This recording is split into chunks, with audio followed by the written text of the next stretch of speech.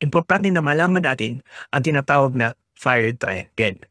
Ang fire triangle ay nagko-compose ng tatlong elemento, ang heat o ignition, ang fuel, at ang oxygen.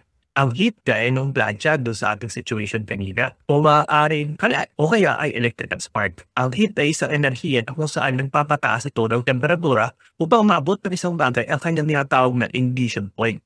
Kaya ang heat ay maaari ding tawagin ignition. Pangalawa naman ay ang fuel. O sinabi natin fuel, ito ay kahit na anong bagay na maaaring mag-iyak. Maaaring tela, kahoy, papel. Hindi lamang ito naiintyos sa tinatawag nating gasolina. Kasi pag inisip natin fuel, gasolina agad eh. At ang pinahuli ay ang oxygen, which is nasa paligid na natin.